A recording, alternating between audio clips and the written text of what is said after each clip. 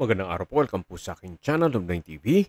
Patalas sa 10, meron po ba kayong mga properties na napapabayaan or non-performing assets?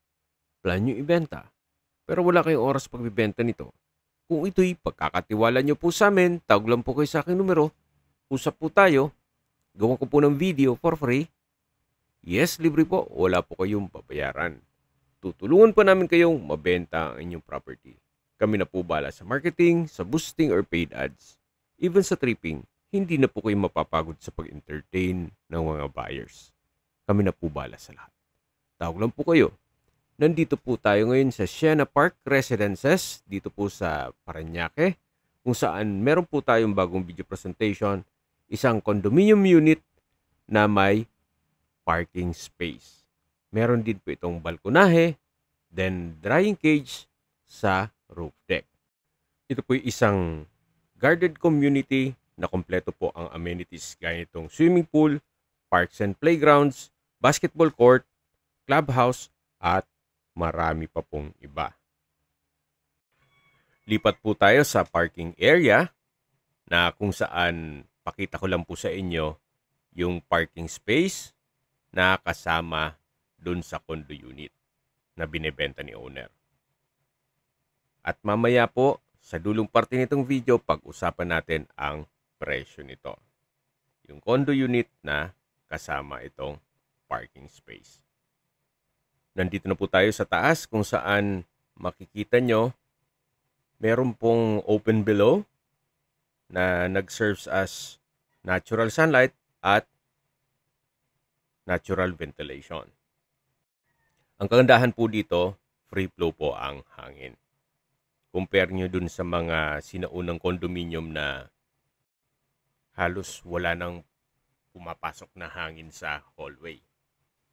So, ito po yung hallway at nandito na po tayo sa condo unit ni Madam. Ito po ay fully furnished. Yan po yung living area o salas. Kompleto rin po ang mga kagamitan. Dito po yung dining area. Then meron pong ceiling fan. At dito naman po yung kitchen. Open concept lang po ito. Kaya hindi naman ganun kasikip. So yan po ulit yung living area. At ito pong condo unit ay meron pong 2 kwarto.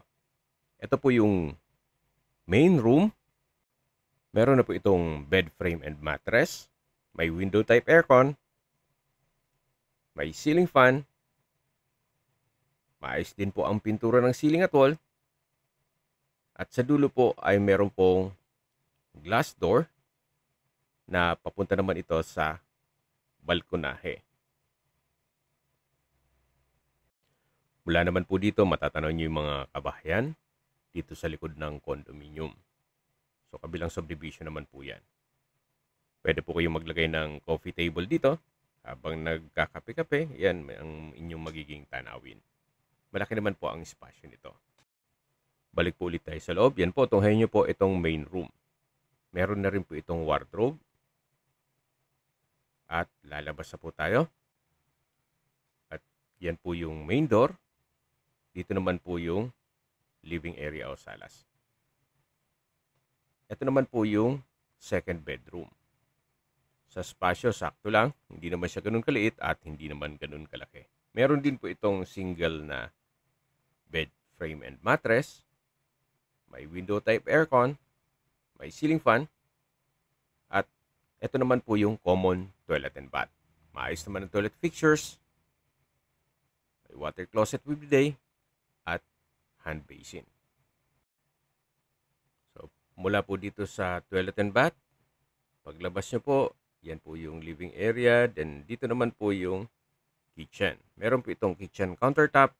May gas range, range hood, wall-mounted cabinet, at storage ng kitchen utensils. Meron din pong exhaust fan. Then may sprinkler. Summarize ko lang po sa mga nag-skip ng video. Ito pong condo unit ay nasa Sienna Park Residences dito sa Parañaque.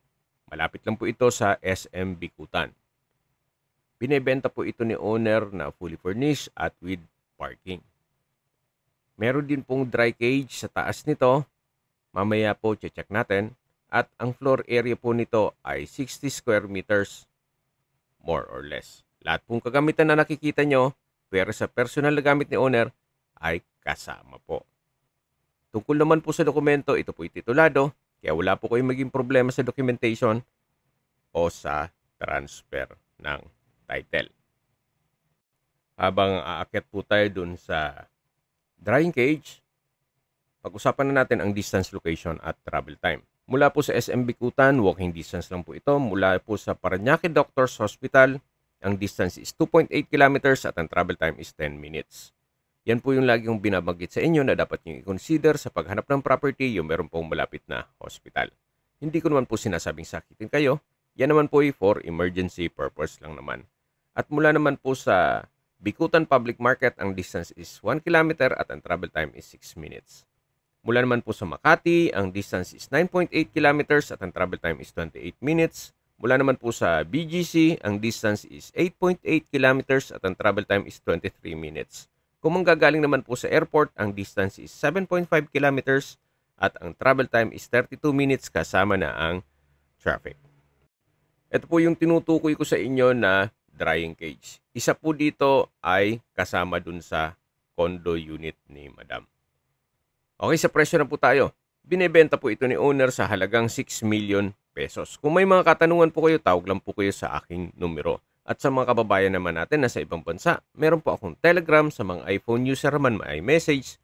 Meron din pong Imo, Skype, Viber at WhatsApp. Same number lang po, 0917-316-3399. Sa mga nagtatanong naman po ng aming Facebook, meron po aming Facebook page na Nov9TV at Facebook Reels video. Meron din pong TikTok at Instagram. May ibang YouTube channel po kami na The Nov9TV channel at Nov9TV Listings. Sana po naibigyan nyo ang video presentation. Paki-like and subscribe na lang po sa aking channel para ma-update din po kayo sa aking future listings. Kung sakali po hanap nyo yung mas malaking sukat na lupa o di kaya ay bahay, meron din po kami ibang listings na pwede nyong pagpilian. Huwag po kayong mag-atubiling tumawag sa amin, then let us know your budget para malaman namin kung anong property pwede naming edok sa inyo. Sa lahat pong viewers, subscriber at nagtiwala po sa amin, salamat po sa suporta. Ingat po kayo lagi at yung pamilya. Maraming salamat po.